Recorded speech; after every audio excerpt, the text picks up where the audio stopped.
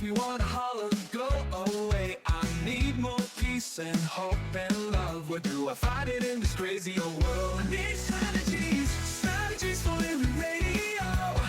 Your dose of radio rehab. Strategies for living radio.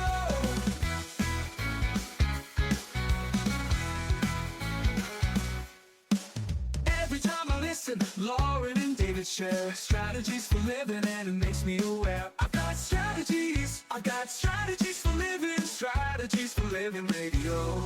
Your dose of radio rehab. Strategies for living radio. Your dose of radio rehab. Strategies for living radio. Oh, we need them. Yeah, we do. We need strategies. We need strategies for living. So, are you ready? Are you ready for your daily dose of radio rehab? Boy, am I ready. Yeah, I knew you would be today. Hey, folks, welcome. Welcome again into Strategies for Living. I'm Dr. David McMillian. She is psychotherapist, LPC, Lauren Leon McMillian. You know, Lauren, sometimes a plan just comes together. Yeah. Yeah. You are aware, the entire planet is aware, I think, of Christopher Nolan's highly anticipated film. It's just opened, The Odyssey, starring Matt Damon and Anne Hathaway and a bunch of others. Yes. I think it premiered mid-July.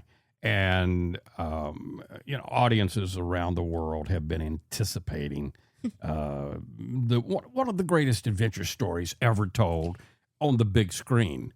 Well, it's epic, right? It is totally epic. And today we have Phil Cousineau with us, and he's got a brand new book out from New World Library. It is called, hold your breath, The Wisdom of the Odyssey, 24 life lessons from Homer's epic. I'm really excited for this because I think there are some rich, obviously timeless strategies for this story to have persisted for so long. I was talking to my friend Kim yesterday, and she was sharing with me that she had gone to see the movie. Yeah. And she was sharing how important she thinks the book is to even get a hold of before or after, but she was going for before you go to see the movie. Right. Yeah. Sure. And I kind of tend to agree with her, even though, full disclosure, yeah, we have not seen the movie yet, but it's on the to-do list, definitely on the to-do list.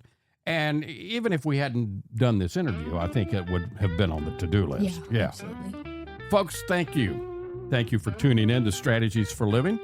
We appreciate you, and we appreciate our sponsors who make all of this possible. The Robinson Film Center, Azalea Cleaners, Pintail Roofing, Restore Healing, that used to be the Balanced Life Wellness Center, Fertitas Delicatessen, Home of the Muffy, SRT Sales Training, Uprising, Addiction Center, and Mira, Direct Primary Care. Our life strategist today is Phil Cousineau. We're coming back with him, The Wisdom of the Odyssey, today on Strategies for Living.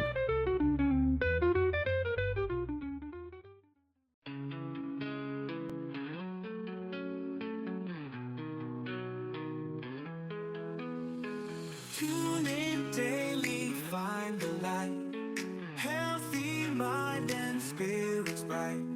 Strategies for living strong. Feel the vibe, it won't go wrong. Body moves and soul align. Catch the rhythm, feel the time. Radio rehab every day. Chase those clouds of gray away. Your daily dose of radio rehab. Lift you up when skies seem trapped. Mind and body, spirits free.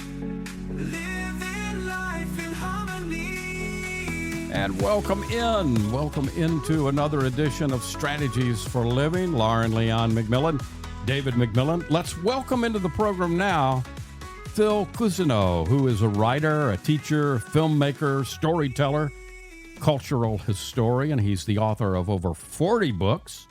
He was actually a protege of mythologist Joseph Campbell, and he co-wrote The Hero's Journey. He's consulted on mythology and movies for Warner Brothers and Pixar and Lucasfilms, and we are delighted to welcome him to Strategies for Living. Phil, welcome. Welcome. Well, thank you. I had to say yes when my publicist there at New World Library described the title for your show, Strategies for Living, because that's Homeric language right there. So I had to jump in. There you go. Well, we're glad happy you to have did. you. All right, so let's jump into the wisdom of the Odyssey. Man, do you have good timing or what?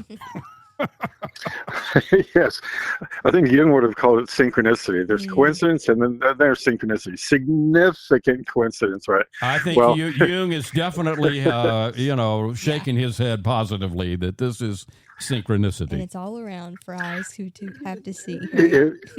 If your eyes are open and your heart's open. Yeah. So here's the deal. I've been loving Homer since I was a kid.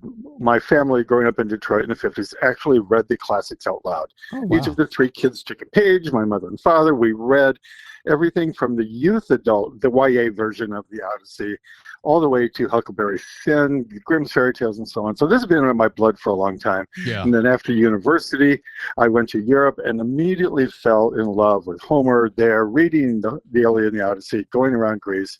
And then I've been leading tours for many years. Coming back about a year ago now, I found out through my agent, who's friends with one of Christopher Nolan's producers, that he was going to have his take on the Odyssey. So I wrote up a book proposal in 24 hours, Wow. sent it out, and it was immediately accepted. Why? Because timing is everything. Absolutely. In life, in business, in the arts. This is a classic we've talked about for 3,000 years. Yeah. Now we have a confluence of the great book coming back with so many translators, including the first by women ever, which makes this doubly significant. And then the world of Hollywood, the movies. Who doesn't love a great story? Absolutely. But my belief is that we need binoculars to look at this, with one of the two lenses looking at the ancient book, because it's some of the most glorious and significant and heartfelt poetry ever, and the other lens being through modern filmmaking, especially the aspect that it's the first IMAX movie ever used for the entire 3 hours. So it's staggering on many levels. Oh, yeah. However, like everything else I do with my life, I'm always asking, what else? Is there something beyond the spectacle? Yeah. Is there more meaning here for heart and soul? Yeah. Well, Phil, let's start There with. has to be, right? I Oh, mean, yeah. because it's persisted for so long. Yeah, well, and that's kind of where I'm going here with this question. Yeah. Why is the Odyssey? Why was the Odyssey important in your childhood and back before mine and in antiquity and now still today? Why is the Odyssey important? Wonderful. Thank you. What a great setup that is. The great James Baldwin once said in the 1962, excuse me, 1962 interview with Look magazine, he was asked, why are books important? Why are stories? Why is poetry important?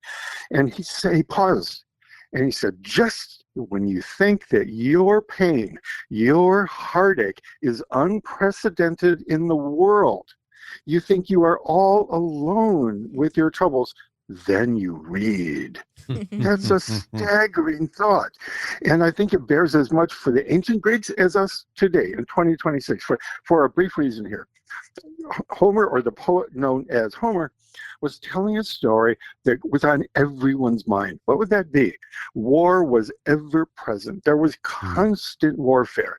There was also the beginning of a lot of traveling, philosophers going to meet other philosophers, trade. And what was on everybody's mind was what was called the return. When the sailors, the travelers, the early tourists came home, they would be met at the piers in the port, and they would say, is it safe over there? Are there monsters over there? Can I eat? Can I find a place to stay? And if they met soldiers, what they found again and again was what we today call trauma. trauma is Greek for wound. Mm. They were finding already that these soldiers, represented by Odysseus in the Iliad and the Odyssey, were savaged by war. This wasn't just a hunky-dory, let's go kill the enemy. No, this was 10 years of fighting. And they came home, and some of them never, ever recovered.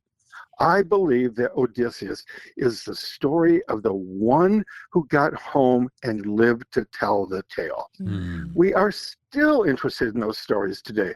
People Yes. coming back from long journeys above, exploring for science, for philosophy, some for religion, as looking for converts, but also soldiers. What happened in Vietnam? What really happened in Iraq and Afghanistan?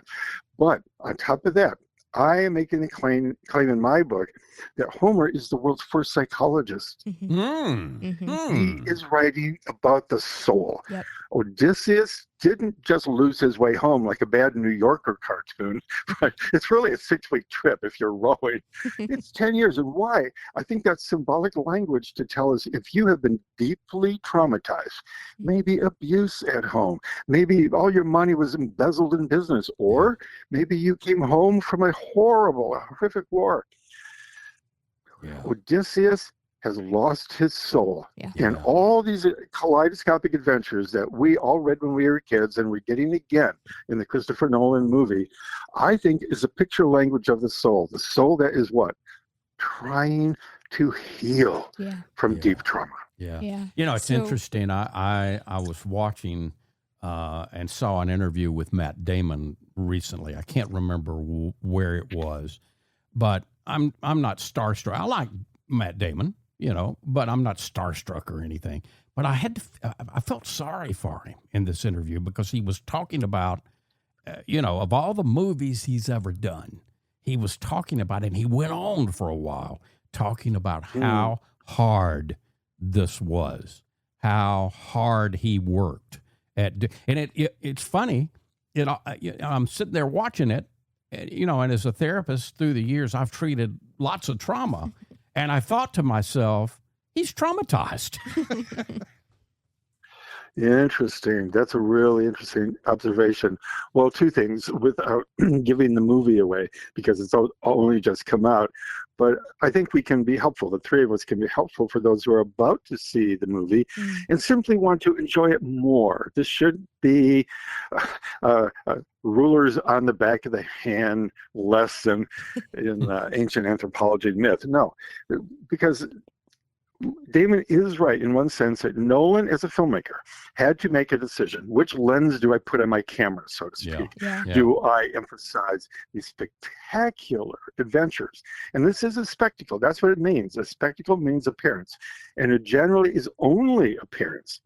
But there is another way to appreciate the ancient story.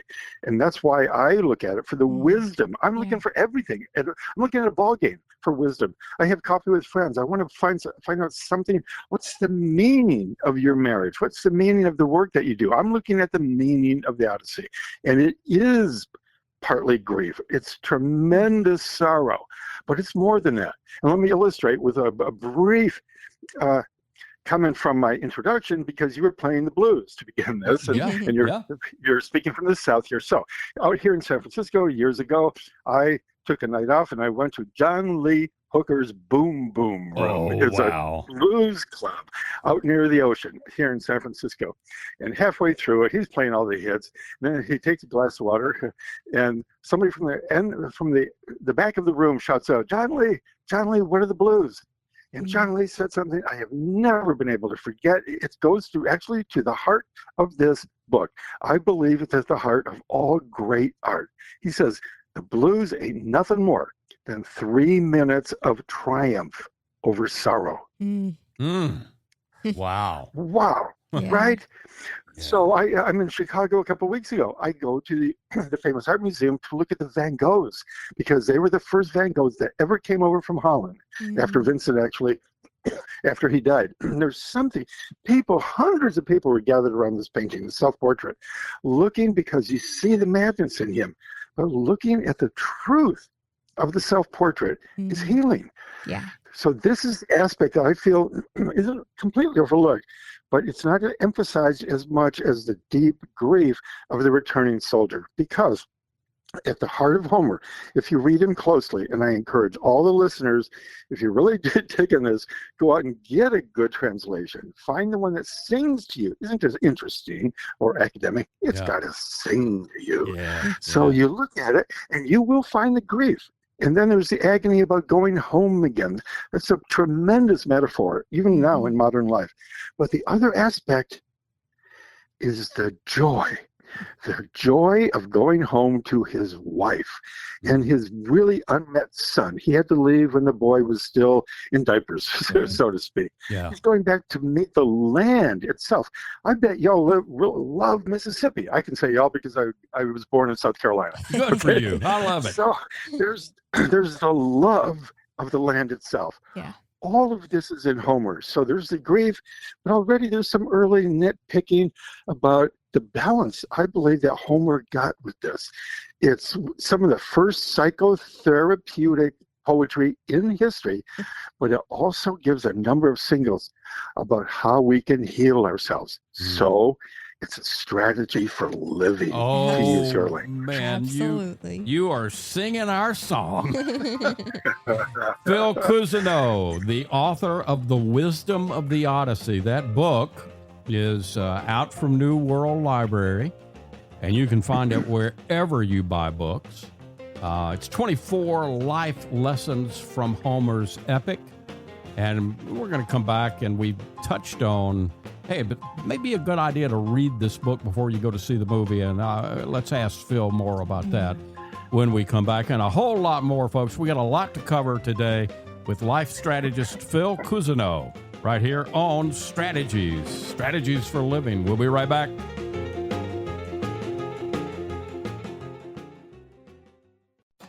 We all have problems every day. We all need help along the way. We need strategies for living. Radio. And welcome back in. Welcome back into Strategies for Living. Lauren Leon McMillian, David McMillian with life strategist Phil Cousineau today. His book is The Wisdom of the Odyssey. It's just out. It's not hot off the press, but it's still warm. 24 life lessons from Homer's epic, and wow, what timing with with the movie coming out. And I want to touch on that for a moment because we kind of brushed by it last segment, but I'm going to ask you directly: how will your book help all of us appreciate, the Christopher Nolan's movie version of the Odyssey? Yeah, it's a very honest question, and here's my answer. If you, the viewer, listener, simply want 3 hours of entertainment, go, and God bless you. It is entertaining. It's one heck of a spectacle. But if you're the kind of person who says, what does baseball really mean? Or what did John Lee Hooker mean by those lyrics in the Boom Boom Room? Yeah. If you are the one who's trying to scratch the surface saying, why am I traumatized with my life? Why am I paralyzed? If you are a seeker in that sense, then I suggest you read my book even first, because I hate to say it, as much as I love Homer and the classic, many people begin because they think they should. Remember Mark Twain, classics are the books that everyone loves and nobody reads? Remember that? So there's this kind of shoulda, woulda, coulda. We pick up a great book and then we put it down because it doesn't seem to speak to us now. Right. However, I'm making the case in this book that there is wisdom in every one of the 24 chapters, or what Homer originally called different books, 24 books, short chapters. And there's a life lesson there. And I'm not just projecting this in the past or retrojecting this, I now say, because the book was used in schools in the earliest of universities as a way to strategize your life. Why would they do that? Because in the Iliad and the Odyssey are the first echoes of virtue, of the pursuit of glory and fame. Maybe we should sometimes, maybe we shouldn't. The first evidence of law and justice, are there in those two books, we are still agonizing over the difference, let's say, between justice and vengeance. What is the difference? We are still wrestling with this. Yeah. What is a hero? What's an anti-hero? And what's the role of women? This is one of the major surprises in my book. So briefly on that, it's not Odysseus as one more Marvel Comics superhero with big biceps bullying his way home. No, his crew members don't even help him. It's 5 women. Yeah. 5 women get him home. Yeah. It's Athena, the goddess, who's the goddess of what? Wisdom. But then Penelope, it's his wife, back on Ithaca, it's her love that is drawing him home every time he wants to give up. How many monsters can a guy slay in one lifetime, right? He wants to give up. But he keeps remembering it's his wife that's pulling him home. However, he's been gone for 20 years. So he has these kind of immortal encounters with goddesses like Calypso and Circe. They help him, as women often do, to help him, a man who's lost his way, reorient himself. It's spectacular when you see this, because it's the women, and then here I love to emphasize this: men have stopped listening to women for a couple thousand years. Amen, right? brother. Right. So this is a wonderful book for couples to read together. Yeah. I think it's the first feminist book. It's the first time when a man actually listens. He has to in points of crisis. It's always crisis, but that's also a psychological insight as well. When he's at the crisis, it's always the woman who helps him point his way home. So that's what I mean by the wisdom. Christopher Nolan, if he does every detail in the movie, it's about a 9-hour movie. So he has to condense, compress, conflate. You know, you take one theme and one character, you make them two into one, and so on. Right. So it's a matter of time. But my mild concern, and this is giving nothing away, is that in the effort to make this magnificent IMAX movie, which is staggering in its implications, some of the nuance had to go, or you couldn't cover it all. Yeah. And one is this: it's the tremendous effort to it's a focus on wisdom. You know, Penelope is always called the wise Penelope because, and you'll love this too, Homer often writes that she is as great a strategist as her husband. That's the epithet. Odysseus is called the strategist, but when she is weaving, you know, the famous image of her weaving a shroud late at night, and she says, I'll marry one of you to the 108 suitors who don't believe her husband is alive anymore. But then at night, she secretly unweaves or unpicks, as they say, the loom. This is a brilliant strategy to do what? Bide your time. Wait a little longer, and then a little longer. She is an absolute genius in this, because here. Now, let me just close with this. What the Odyssey points out is something that is in the New Testament. It's in Buddhist teachings. It's in much of the world's sacred literature. The difference between ordinary time and sacred time. Ordinary time. Boom, boom, boom goes the clock. It's on our wrist. It's on the wall, on the clock in the wall. But a book like this, and one of the great myths, which is a sacred story, it's not a lie, is that every significant moment in the Odyssey is told in sacred time, kairos time. Later in the New Testament, the great writers there, they pick up on this. What is divine time, sacred time?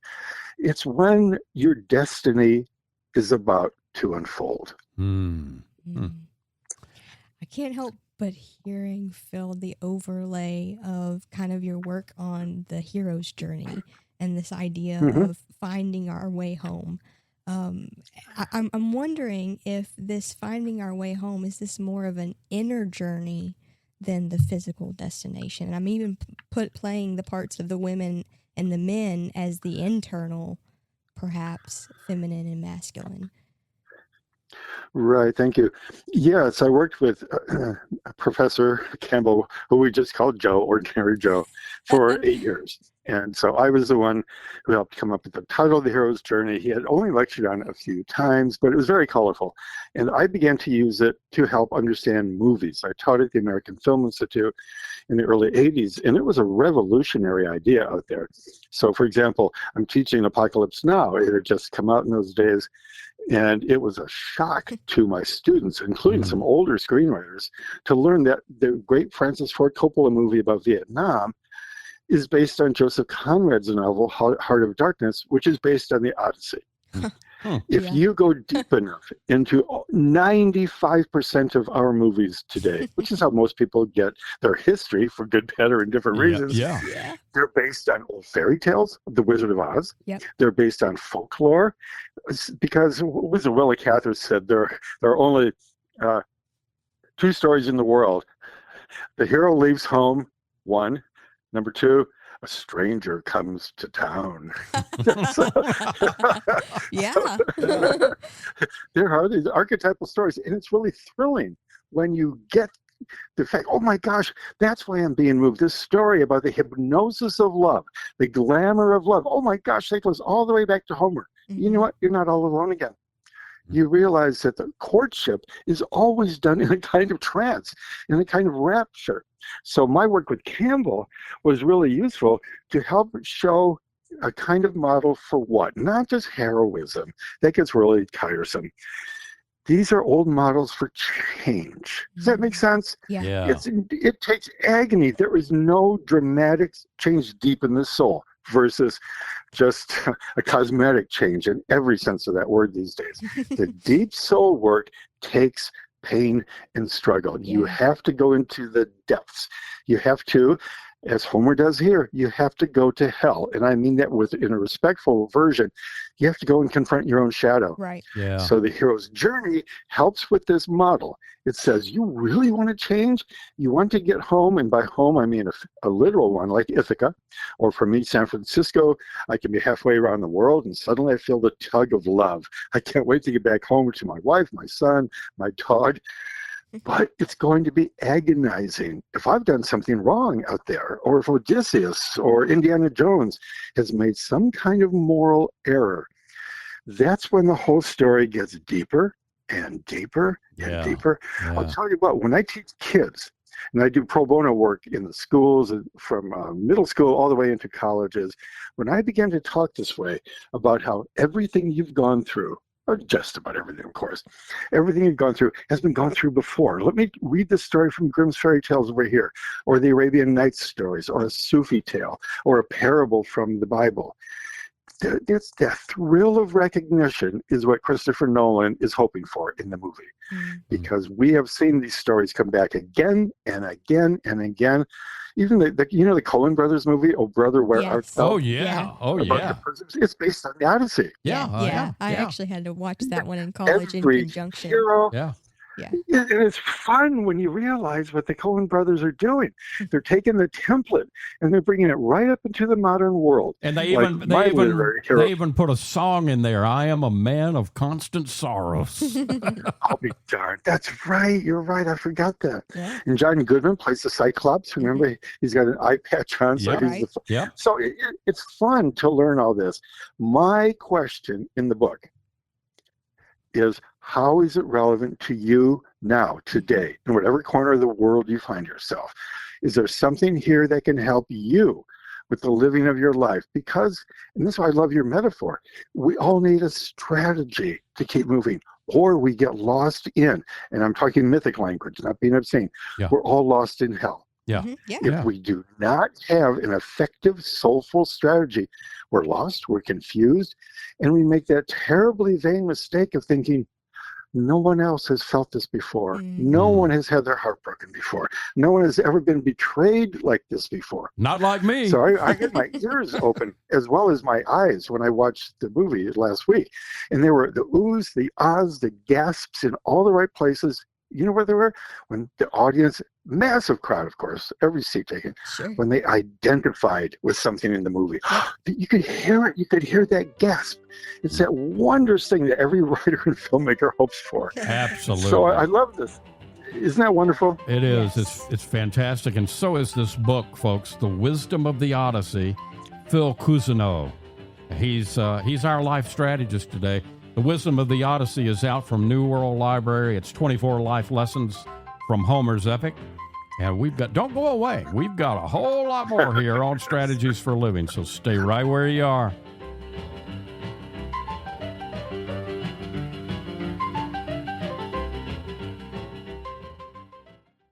We all have problems every day. We all need help along the way.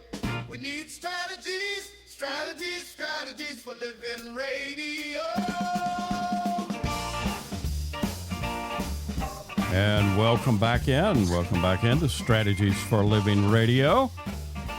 Lauren McMillian, David McMillian with life strategist Phil Cousineau today.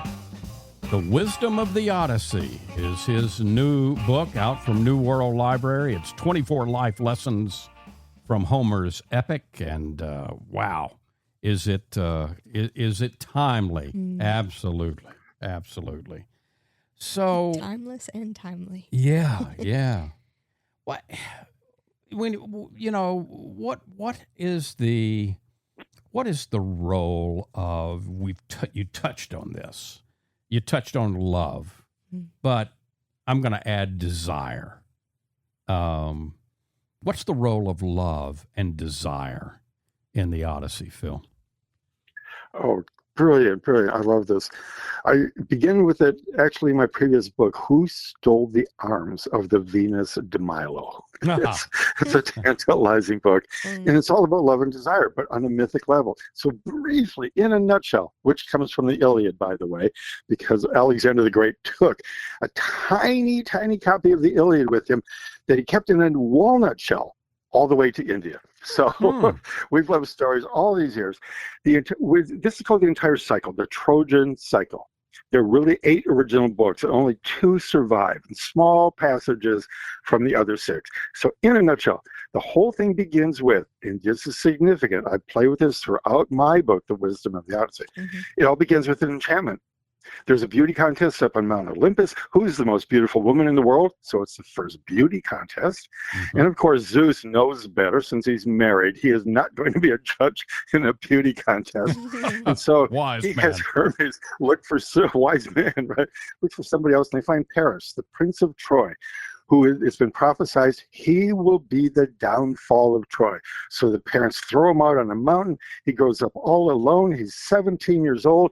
3 gorgeous goddesses appear to him. They try to bribe him. Choose me, choose me, choose me, just like today, right? All the beauty contests.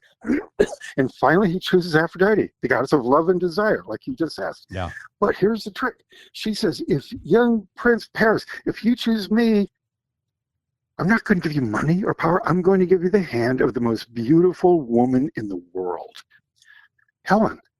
The Helen of the face that launched 1,000 ships. Yeah. So symbolically, the entire thing, the war itself begins with an enchantment, because the young Paris is enchanted, like so many of us are in our late teens. You remember falling in love or falling into lust when we were young? It's an enchantment. None of us do this out of sheer willpower. Kind of a wave comes on. It's symbolic language for the presence of a god or a goddess. And then Helen is put in an enchantment.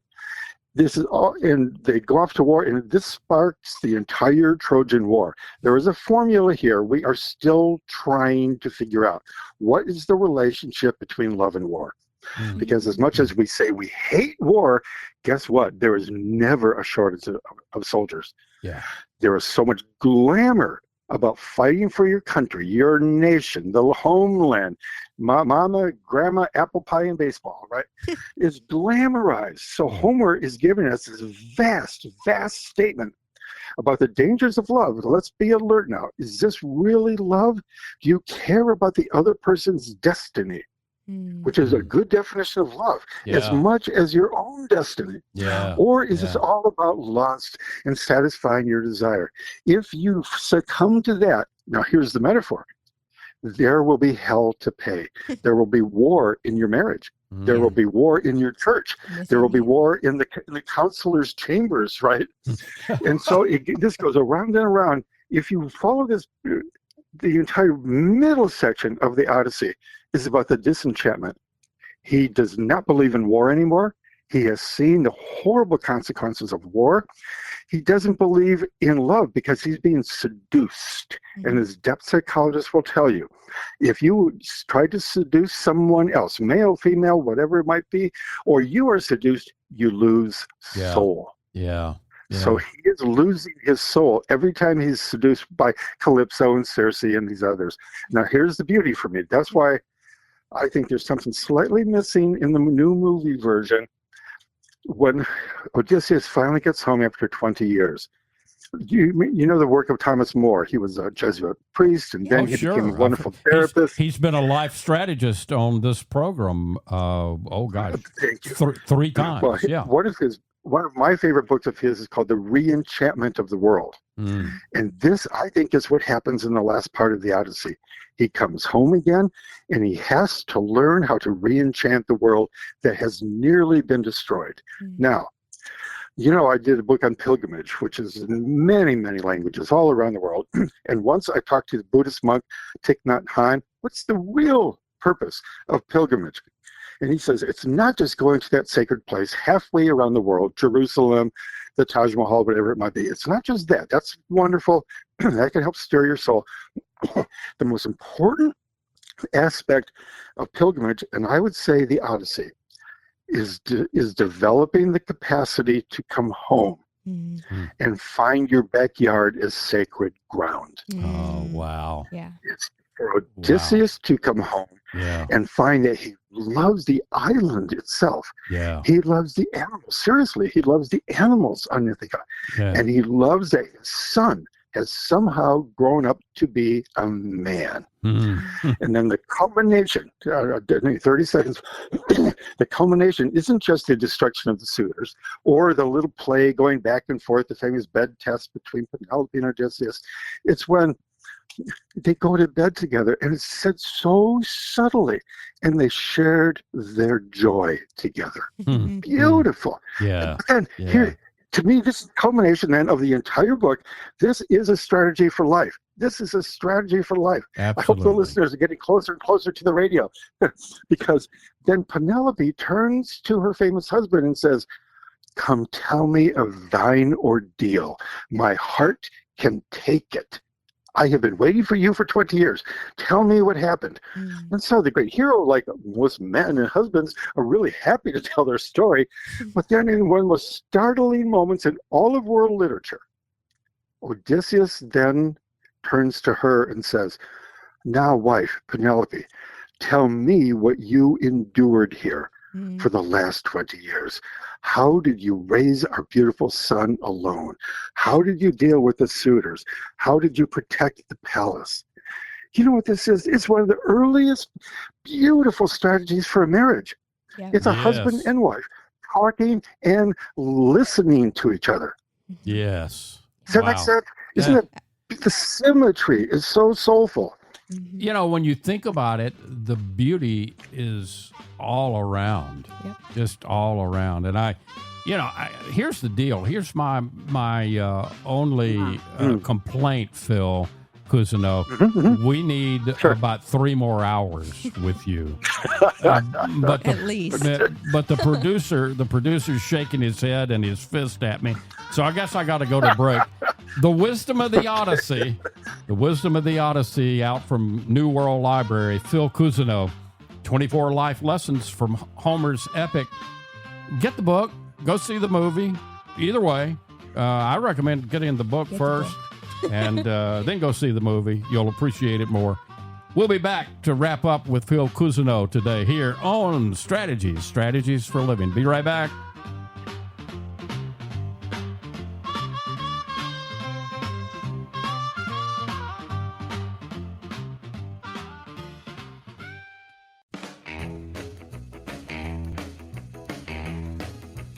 Man, is the clock going faster today?